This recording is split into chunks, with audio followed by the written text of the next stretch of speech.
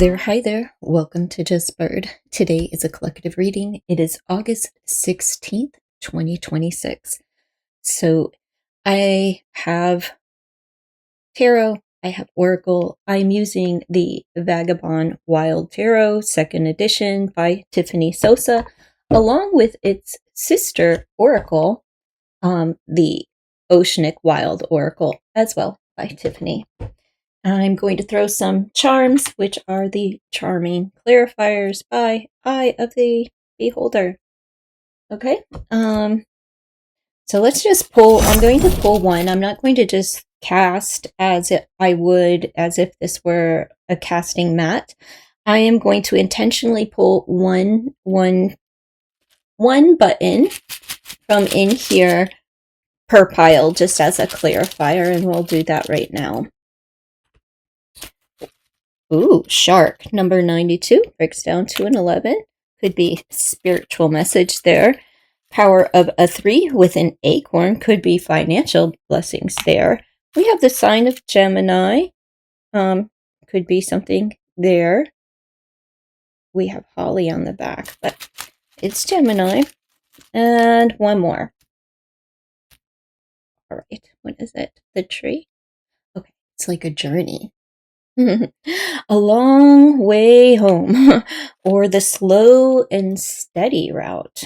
Let's see. Read. So we have the acorn, power of a 3. We have 112, power of a 4, foundations, and another 4. So we have 3, 4, 4 on the board.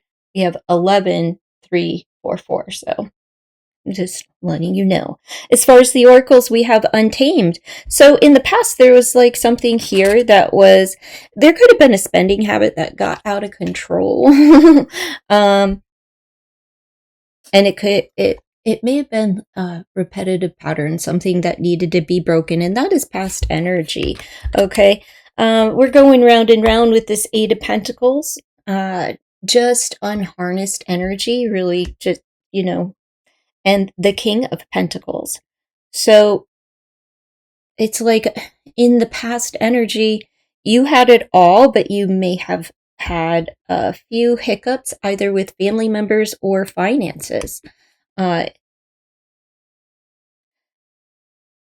Whatever this is for, as far as like relationships, since we do have all of these pentacles and the king is on the board, there could have been there's someone that has a pattern of behavior from the past that they hadn't broken. Untamed, not tamed. They hadn't calmed down yet.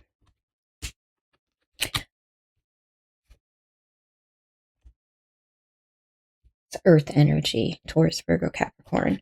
Presently, your focus is like on creativity. So what is it? Okay, wait, get past. The clarifier is the acorn. So it is speaking, I believe, to the finances versus the relationship, but I don't know where you're at or where your focus is today on your path. Presently, Gemini energy, we have creativity with the Queen of Swords, which is also Gemini energy, along with the Fool. So really focused on your creative endeavors right now and embracing them. Maybe this is something new that maybe it's a new opportunity that presented itself from this past energy. And since it's like a financial, I'm going to lean that this was a career move that was just something that needed to be broken, or a financial habit that needed to be broken from the past. And presently, it's like, I learned my lesson, and there could be something, maybe in the past you were more about the money factor, right? Making that bread, working for yourself, just, going full force. And maybe a different opportunity presented itself where you step out of that light into your creative endeavors, which could potentially be a career focus. It could just be a focus in your life where like you're not like, I want to put more time and energy into my creative endeavors versus my financial and just it being completely business minded. Like, I want to do things because I'm passionate about them. I want to do things because they're calming to me. This could be somebody, they're by the ocean here with this Queen of Swords energy. This is somebody that, you're musically inclined, you're well spoken, highly intelligent, quick witted, sharp. You know, there are negatives to that sword, double-sided sword. So, you know, you could also cut people up with your tongue and your knowledge. You could put people down and things of that nature. That's not what this is speaking to. I'm just saying there is another side to that sword, right? And but this is laser focused. So I'm going to say that you're really focused on on breaking into your passion, right? And just kind of taking a risk and putting it out there. Some of you are, you know, taking a risk by public speaking or putting your music out there or your poetry, whatever it is. It's creative writing, and adventure.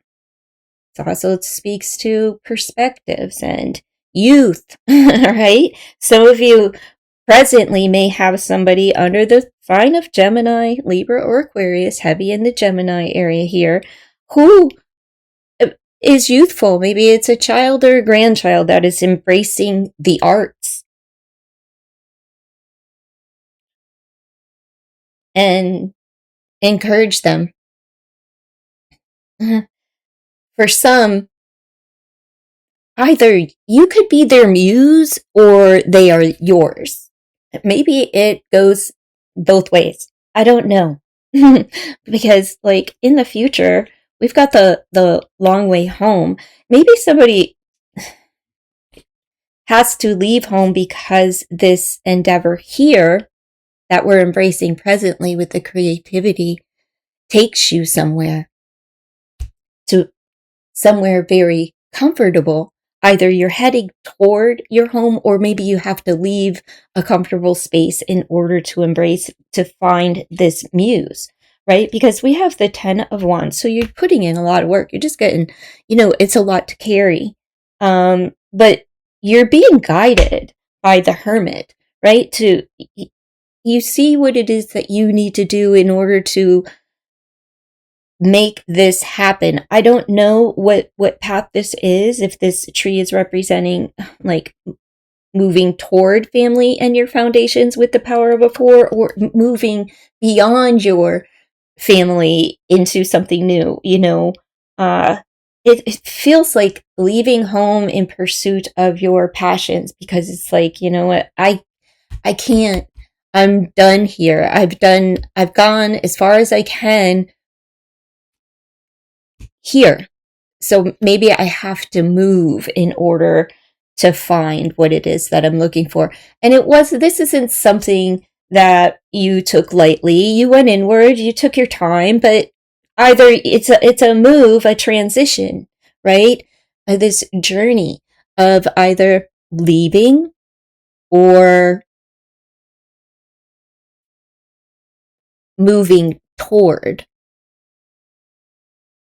So what is the tree to you? Is the tree a tree of life? Is it the tree of abundance? Does your tree represent health? Does it represent family?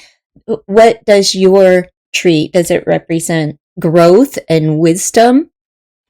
Well, that's where you're headed. Either, you know, somewhere comfortable. It depends on what the tree and the path of the journey, what it represents for you. We've got the delinquent. Uh-oh. This is the archetype that is coming out a bit of a rebellion, possibly. Or, you know, maybe there is a rebellious child with the Fool. You know, kind of doing your own thing, a little rough around the edges, wants to be different. Let's see. Bad habits and such, you know. And we have warped and illusion. The warped bunny loves to gaslight and manipulate your reality. So these are some things for you to ponder, because these are showing up in your life. and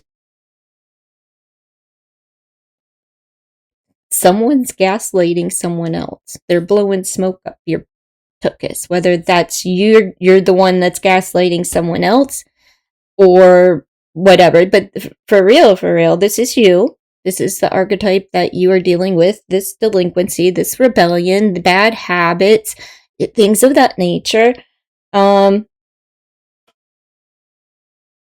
like gaslighting people and manipulation. So that's just something for you to think about and to work on. What is the best advice for you moving forward? Let's pull from the Oracle of Essences. How about that? That's probably a little better. How to get in that space, right? Of going inward. Cherish and innocence. That's the Fool's energy, you know? Cherish and innocence. So let's just read from the book.